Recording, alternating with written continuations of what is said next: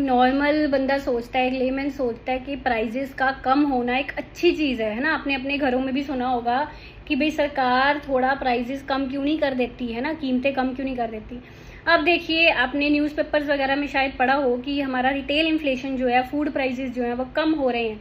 जो आरबीआई का inflation target है 4%, उससे इन्फ्लेशन कम चल रहा है ना। तो यानी कि प्राइजेस कम चल रहे हैं, हम टारगेट के अंदर काम रह रहे हैं। तो पर ये इन्फ्लेशन का कम होना एक इकोनॉमिस्ट की नज़र से कोई इतना सही चीज़ भी नहीं है। इन्फ्लेशन का ज़्यादा कम होना इकोनॉमी के लिए अच्छा नहीं है। बेसिकली एक ट्रेड ऑफ चलता है इन्फ्लेशन में, अनएम्प्लॉयमेंट में, जो हमने फिलिप्स कर्व में भी पढ़ा है, और इसी तरह ग्रोथ एंड इन्फ्लेशन में भी ट्रेड ऑफ चलता है। इन्फ्लेशन ज़्यादा कम हो जाए तो अनएम्प्लॉयमेंट बढ़ेगी, ठीक है। इसी तरह इन्फ्लेशन प्राइजेस का ज़्यादा कम होना हमारी इकोनॉमिक ग्रोथ को भी कम करता है, ठीक है। तो इसके रिगार्डिंग एक आर्टिकल देखते हैं हम।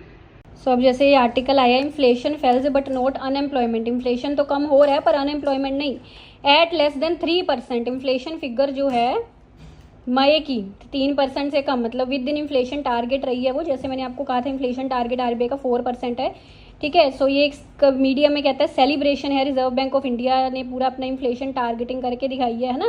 पर कहता है इन्फ्लेशन कम होने से अनएम्प्लॉयमेंट यहाँ पे बढ़ गई। अब यहाँ पे पीरियोडिक लेबर फोर्स सर्वे जो हमारा आता है उसके डाटा के अनुसार अनएम्प्लॉयमेंट रेट जो है वो 5.1% से 5.8% हो गया मई में, है ना। और इसी तरह अगर जीडीपी की बात करें, provisional estimates of GDP show the decline in growth, है ना। जीडीपी ग्रोथ भी इसके कारण डिक्लाइन हुई है। सो यानी कि इन्फ्लेशन बढ़ने से, इन्फ्लेशन कम होने से अनएम्प्लॉयमेंट थोड़ी बढ़ी है, या you can say it's stable, मतलब अनएम्प्लॉयमेंट कम नहीं हुई और जीडीपी ग्रोथ में भी डिक्लाइन देखने को मिला। तो इन चीज़ों पर भी गौर फरमाना चाहिए कि सिर्फ महंगा, अगर इन्फ्लेशन कम होता है तो इसके साथ जो दूसरे पैरामीटर्स पर इसका नेगेटिव इम्पैक्ट पड़ रहा है, इसके बारे में भी एक चर्चा का विषय है ना। So thank you.